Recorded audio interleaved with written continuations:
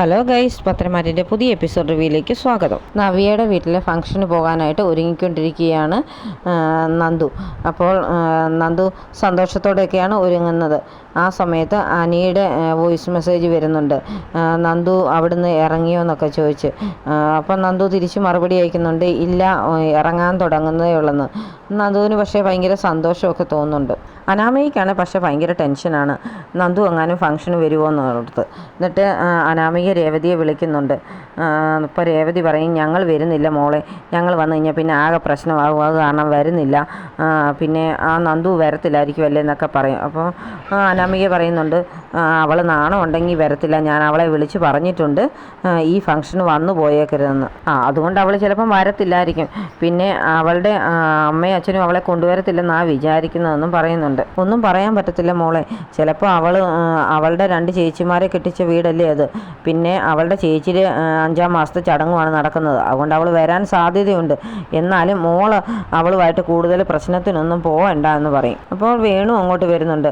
അപ്പം വേണുവിനോട് രേവതി പറയും, മോൾക്ക് ഭയങ്കര ടെൻഷനും ദേഷ്യവും ഒക്കെയാണ്, ചിലപ്പോൾ ആ നന്ദു എങ്ങാനും ഫംഗ്ഷന് വരുമോ എന്നുള്ള ടെൻഷനുണ്ട് അവൾക്ക് എന്ന് പറയും. എന്തായാലും അവൾ വരുമോ പോവുമോ ഒക്കെ ചെയ്യട്ടെ, കുറച്ച് നേരത്തെ ഒരു പരിപാടിയല്ലേ ഉള്ളൂ, ആ സമയത്ത് നമ്മുടെ മോളോട് എങ്ങോട്ടെങ്കിലും മാറി നിൽക്കാൻ പറ, അതായിരിക്കും അവൾക്ക് നല്ലത്. പിന്നെ അവളുമായിട്ട് അത്രയ്ക്ക് പ്രശ്നത്തിനൊന്നും പോകരുത്, അവൾ ഭയങ്കര ധൈര്യശാലിയാണ്, ഇരട്ടച്ചങ്ക എന്നൊക്കെ പറയുന്ന പോലെ തന്നെ ഇരട്ടച്ചങ്കത്തി അവളെ ചുമ്മാ ഞാൻ അങ്ങനെ പൊക്കി പറയുന്നൊന്നുമല്ല, അവളുടെ പ്രകടനം ഞാൻ കണ്ടിട്ടുള്ളതാകും, അതുകൊണ്ട് അവിടെ കൈ നടി മേടിക്കാതിരിക്കാനായിട്ട് മോളോട് അടങ്ങി ഒതുങ്ങി എവിടെങ്ങനെ ഇരിക്കാൻ പറയുമെന്ന് വേണുവും പറയും. പിന്നീട് കാണിക്കുന്നത് നവ്യ ഒരുങ്ങി സുന്ദരി കുട്ടിയായിട്ട് നിന്ന് അവയോട് ചോദിക്കുന്നുണ്ട്, എങ്ങനെയുണ്ട് ഞാൻ ഒരുങ്ങിയിട്ടെന്ന്. നീ സുന്ദരിയാണെന്ന് നീ എപ്പോഴും പറയുന്നതല്ലേ, അതുകൊണ്ട് സുന്ദരിയായിട്ടുണ്ടെന്ന് പറയും. ഈ സാരി ഏതാണെന്ന് അറിയാമോ എന്ന് ചോദിക്കും. ഞാനെങ്ങനെ അറിയാനാ, നിനക്ക് അലമാരി നിറച്ചിപ്പോൾ സാരിയല്ലേ, ഇവിടെ ഓരോ ഫംഗ്ഷനും ഓരോരുത്തരും സാരി എടുത്ത് തരുന്നുണ്ട്, അതുകൊണ്ട് പിന്നെ ഞാൻ പ്രത്യേകിച്ച് സാരി ഒന്നും എടുത്ത് തരേണ്ട ആവശ്യമില്ലല്ലോ എന്ന് പറയും. അതല്ല, ഇത് ആദർശേട്ടൻ എനിക്ക് എടുത്തു തന്നാന്ന് പറയും. അവന് നേരത്തെ നിന്നെ അല്ലായിരുന്നോ ഇഷ്ടം, കല്യാണം ആലോചിച്ചത് നിനക്ക് വേണ്ടിയല്ലേ, അതുകൊണ്ടായിരിക്കും അവനൊരു സാരി എടുത്തു തന്നെന്ന് പറയും. ഇങ്ങനത്തെ വൃത്തികെട്ട വർത്താനമൊന്നും നീ പറയരുത്, ആദർശേട്ടനൊക്കെ നല്ല മനുഷ്യരാണ്, അതുകൊണ്ടല്ലേ എൻ്റെ ഈ ഒരു ഫംഗ്ഷന് ഒരു സാരി എടുത്തു തന്നത്, നീ എനിക്ക് എടുത്തു തരേണ്ടതല്ലായിരുന്നു, നീ എടുത്ത് തന്നില്ലല്ലോ എന്ന് പറയും.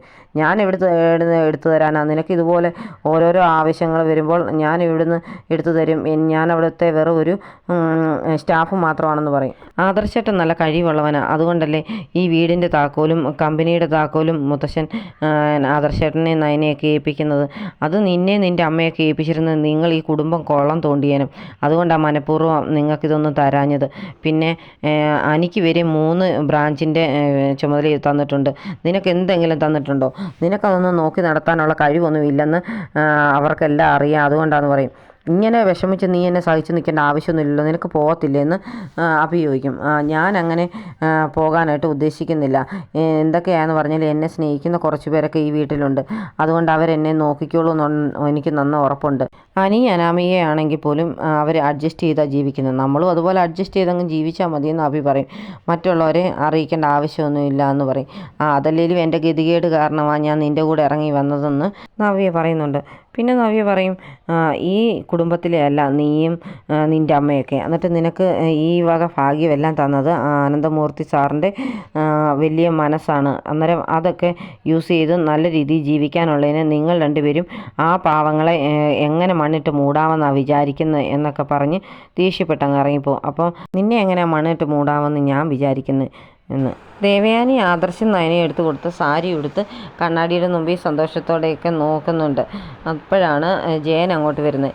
ജയൻ ചോദിക്കും, എന്താ ഈ സാരിക്ക് ഇത്ര പ്രത്യേകത, കുറേ നേരമായല്ലോ ആ സാരി ഉടുത്തിട്ട് കണ്ണാടിയുടെ മുമ്പിൽ തന്നെ അങ്ങ് നിൽക്കുന്നെന്ന് പറയും. അതെൻ്റെ മോൻ എനിക്ക് മേടിച്ചുകൊണ്ട് തന്ന സാരിയാണ്, ഓണത്തിന് ശേഷം അവൻ എനിക്ക് ഇപ്പോഴാണ് ഒരു സാരി മേടിച്ചുകൊണ്ട് തരുന്നത്, അതെനിക്ക് ഒരുപാട് ഇഷ്ടപ്പെട്ടെന്ന് പറയും. ഈ കളറൊക്കെ എൻ്റെ മോന് നന്നായിട്ട് സെലക്ട് ചെയ്യാൻ അറിയാമായിരുന്നല്ലോ എന്ന് പറയും.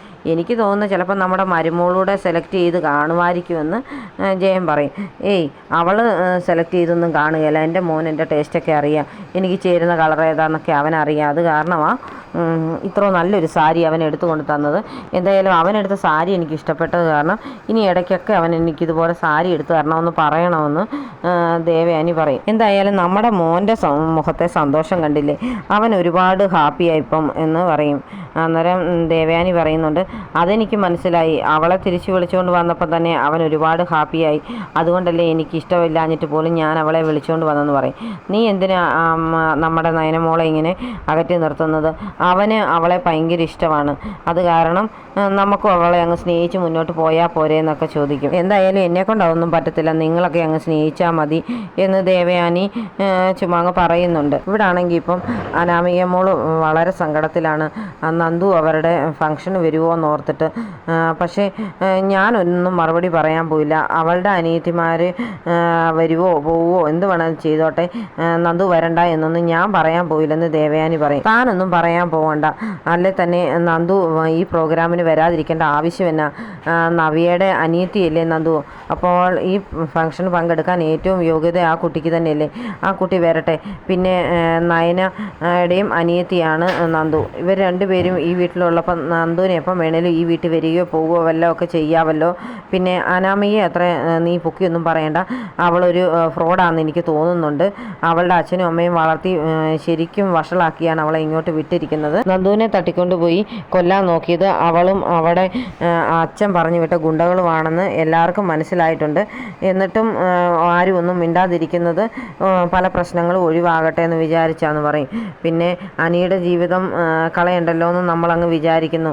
ആദർശിനും അഭിക്കും ഒക്കെ ജീവിതം ഉള്ളപ്പം അനിക്കൊരു ജീവിതം ഇല്ലാതാകരുതല്ലോ എന്ന് വിചാരിച്ച എല്ലാവരും ഒന്നും മിണ്ടാന്ന് ഇരിക്കുന്നത്. ഇപ്പോൾ എല്ലാവരും ശരിക്കും വിചാരിക്കുന്നുണ്ട് അനാമികയുടെ സ്ഥാനത്തേക്ക് നന്ദു ആണ് വന്നിരുന്നെങ്കിൽ വലിയ പ്രശ്നമില്ലാതിരുന്നേനെന്ന്. താൻ പോലും കുറച്ച് കഴിയുമ്പോൾ ശരിക്കും വിചാരിക്കും നന്ദു വന്നാൽ മതിയായിരുന്നെന്ന് എന്ന് പറഞ്ഞ് ജയൻ അങ്ങ് ഇറങ്ങിപ്പോകാൻ തുടങ്ങുന്നുണ്ട്. എന്നിട്ട് തിരിഞ്ഞ് നിന്ന് പറയും, പിന്നെ ഒരു കാര്യം, തനിക്ക് ഈ സാരി നന്നായിട്ട് ചേരുന്നുണ്ട് കേട്ടോ എന്ന്. അത് കേൾക്കുന്ന ദേവയാനിക്ക് ശരിക്കും സൂഹിക്കുന്നുണ്ട്.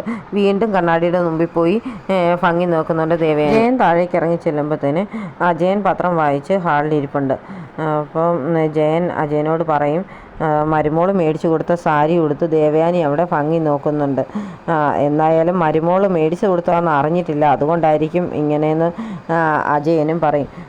പിന്നെ നയനമോളെങ്ങാനും മേടിച്ചു കൊടുത്താന്ന് പറഞ്ഞിരുന്നെങ്കിൽ ദേവയാനി ആ സാരി എടുത്ത് മാറ്റി വെച്ചേനെന്ന്. ആ സമയത്താണ് നയനി അങ്ങോട്ട് വരുന്നത്. അപ്പം നയനിയോട് പറയുന്നുണ്ട്, മോളെ നീ സെലക്ട് ചെയ്ത സാരി അമ്മായിയമ്മയ്ക്ക് ഒരുപാട് ഇഷ്ടപ്പെട്ടു കേട്ടോ, അതെടുത്ത് കുറേ നേരമായി കണ്ണാടിയുടെ മുമ്പിൽ നിന്ന് ഭംഗി നോക്കുന്നതെന്ന്. നയനയ്ക്കും അത് കേൾക്കുമ്പോൾ വളരെ സന്തോഷം തോന്നുന്നുണ്ട്. ആ സമയത്താണ് ദേവയാനി അങ്ങോട്ട് വരുന്നത്. അപ്പോൾ എല്ലാവരും ദേവയാനിക്കിട്ട് ഇങ്ങനെ നോക്കുന്നുണ്ട്. ദേവയാനിക്ക് അങ്ങ് ചമ്മലൊക്കെ തോന്നും. എന്നിട്ട് ദേവയാനി വന്ന് ചോദിക്കും, എന്താ എല്ലാവരും എന്നെ ഇങ്ങനെ നോക്കുന്നതെന്ന്. അതല്ല ഏട്ടത്തി കൊടുത്തിരിക്കുന്ന സാരി എന്തായാലും ഏട്ടത്തിക്ക് നന്നായിട്ട് ചേരുന്നുണ്ടെന്ന് പറയും. നയനയും പറയുന്നുണ്ട്, അമ്മയ്ക്ക് ഈ സാരി നന്നായിട്ട് ചേരുമെന്ന്. അത് കേൾക്കുന്ന ദേവയാനിക്ക് ഒരുപാട് സന്തോഷമൊക്കെ തോന്നുന്നുണ്ട്. എന്നിട്ട് നയനയോട് പറയും, നീ ഇങ്ങനെ നിന്നാൽ മതിയോ, കുറച്ചു നേരം കഴിയുമ്പോൾ നിൻ്റെ വീട്ടിൽ നിന്ന് ആൾക്കാരൊക്കെ വരില്ലേ, അപ്പം ഇവിടെ ഉണ്ടാക്കി വെച്ച പലഹാരങ്ങളൊക്കെ ഒന്ന് പാക്ക് ചെയ്യണ്ടേ, എൻ്റെ കൂടെ വരാൻ പറയും. അപ്പം വരാമെന്ന് പറഞ്ഞ് നയന ദേവയാനിയുടെ കൂടെ അടുക്കളയിലേക്ക് പോകുന്നുണ്ട്. ആ സമയത്ത് അജയൻ പറയും, എന്ത് പറ്റി ഏട്ടത്തിക്ക്, എന്തായാലും നയനയുടെ വീട്ടിൽ നിന്നൊക്കെ ആരെങ്കിലും വരുന്നു എന്ന് അറിയുമ്പോഴത്തേന് ഏട്ടത്തിക്ക് ഭയങ്കര ദേഷ്യമായിരുന്നല്ലോ, ഇപ്പം അതൊക്കെ ഒരുപാട് കുറഞ്ഞിട്ടുണ്ടല്ലോ എന്ന്. മനുഷ്യർക്ക് ഓരോരുത്തർക്കും ഓരോ അസുഖങ്ങളൊക്കെ വരുമ്പോഴല്ലേ മനുഷ്യൻ നന്നാകാനായിട്ട് തീരുമാനിക്കുന്നത്. അങ്ങനെ ചെറിയ ചെറിയ മാറ്റങ്ങളൊക്കെ ദേവയാനിയുടെ സ്വഭാവത്തിൽ വന്നിട്ടുണ്ട്, അതെനിക്ക് ഒരുപാട് മനസ്സമാധാനം നൽകുന്നുണ്ടെന്നും ജയൻ പറയും. അടുക്കളയിലേക്ക് ചെല്ലുന്ന നയന പറയുന്നുണ്ട്, ഇത്രയും പലഹാരമൊക്കെ അമ്മ ഒറ്റയ്ക്ക് ഉണ്ടാക്കിയോ എന്ന് ചോദിക്കും. പിന്നെ ഞാനല്ലാതെ പിന്നെ ആരാ ഇവിടെയൊക്കെ ഉണ്ടാക്കുന്നത്, എല്ലാം ഞാൻ തന്നെ അങ്ങ് ചെയ്തു. പിന്നെ നവ്യയുടെ പേരിലുള്ളൊരു ഫംഗ്ഷൻ ആയത് കാരണം ജലജയും ജാനകിയും ഇങ്ങോട്ട് വന്നൊന്നുമില്ല. പിന്നെ അമ്മ ഇടയ്ക്കൊക്കെ സഹായിച്ചായിരുന്നു. പിന്നെ എനിക്ക് ഒന്നും ഉണ്ടാക്കാതിരിക്കാനൊന്നും പറ്റത്തില്ലല്ലോ, ഈ വീടിൻ്റെ അന്തസ്സിനനുസരിച്ചുള്ള സാധനങ്ങളൊക്കെ ഉണ്ടാക്കണ്ടേ, നിൻ്റെ കുടുംബത്തൊന്നും കുറേ സാധനങ്ങളൊക്കെ കൊണ്ടുവരുമ്പം ഇവിടെ അതിനനുസരിച്ച് വല്ലതൊക്കെ ഉണ്ടാക്കി വെക്കണ്ടേ എന്നൊക്കെ ചോദിക്കും. എന്തായാലും ഞാൻ ഉണ്ടാക്കി വെച്ച സാധനങ്ങളൊക്കെ എങ്ങനെ ഉണ്ടെന്ന് നീ നോക്കിയിട്ട് കഴിച്ചിട്ട് പറയാൻ പറയും. അമ്മ ഉണ്ടാക്കിയതല്ലേ എല്ലാത്തിനും നല്ല ടേസ്റ്റ് കാണുമെന്ന് പറയും. എന്നാലും വാക്കുകൊണ്ട് പറഞ്ഞുകൊണ്ടിരുന്ന കഴിച്ചുകൊണ്ടിരുന്നാൽ മതിയോ, കഴിച്ചിട്ട് നോക്കാൻ പറയും. അപ്പോൾ എന്തോ ഉണ്ണിയപ്പോൾ ഏതാണ്ട് നയന എടുത്ത് കഴിക്കുന്നുണ്ട്. എന്നിട്ട് പറയും സൂപ്പറായിട്ടുണ്ടമ്മേ, നല്ല ടേസ്റ്റ് ഉണ്ട്, എൻ്റെ അമ്മ ഉണ്ടാക്കുന്ന പോലെ തന്നെയെന്ന്. അപ്പോഴും നിൻ്റെ അമ്മ ഉണ്ടാക്കിയതുപോലെ എന്നാണ് പറയുന്നല്ലേ, അല്ലാതെ ഞാൻ ഉണ്ടാക്കിയത് കൊള്ളാമെന്ന് നീ പറഞ്ഞില്ലല്ലോ എന്ന് പറയും. അല്ലമ്മേ, എൻ്റെ അമ്മ ഉണ്ടാക്കുന്നതിനെക്കാട്ടി നല്ല ടേസ്റ്റ് ഉണ്ട്, എനിക്ക് ഒരുപാട് ഇഷ്ടപ്പെട്ടെന്ന് പറയും. എന്നാൽ കുറച്ചൊക്കെ എടുത്തുകൊണ്ട് പോയി അവിടെ പോയിരുന്ന് കഴിച്ചോളാൻ പറയും. അത് വേണ്ടമ്മേ, എല്ലാവരും വന്നു കഴിയുമ്പോൾ ഞാൻ എല്ലാവരുടെയും കൂടെ ഇരുന്ന് കഴിച്ചോളാം എന്ന് പറയും. പിന്നെ എല്ലാം നല്ലതാണെന്ന് പറഞ്ഞിട്ട് പിന്നെന്താ കഴിക്കാതിരിക്കുന്നതെന്ന് ദേവയാനി ചോദിക്കും. അപ്പോൾ നയന എന്ത് പറയണമെന്നറിയാതെ അങ്ങ് പോകാൻ തുടങ്ങുന്ന ഉടനെ ദേവയാനി പറയും അവിടെ നിൽക്കുമെന്ന് പറഞ്ഞ് ഒരു പാത്രത്തിൽ എല്ലാ പലഹാരങ്ങളും എടുത്ത് കൊടുത്തിട്ട് പറയും അവിടെ എങ്ങാനും പോയിരുന്ന് കഴിച്ചു, ഇവിടെ ഇരിക്കുന്നവർക്കൊന്നും അല്ലെ കൊതി കിട്ടുമൊന്നും വേണ്ട എന്ന് പറഞ്ഞ് കയ്യിലെടുത്ത് കൊടുക്കും. എന്നിട്ട് നയനെ അങ്ങ് അതും കൊണ്ട് അങ്ങ് പോകുമ്പോഴത്തേന് ദേവയാനി സന്തോഷത്തോടെ നയന ഇതെല്ലാം കഴിക്കുന്നുണ്ടല്ലോ എന്നൊക്കെയുള്ള ഇതിൽ നിൽക്കുന്നത് കാണിച്ചുകൊണ്ടാണ് ഇന്നത്തെ എപ്പിസോഡ് അവസാനിക്കുന്നത്.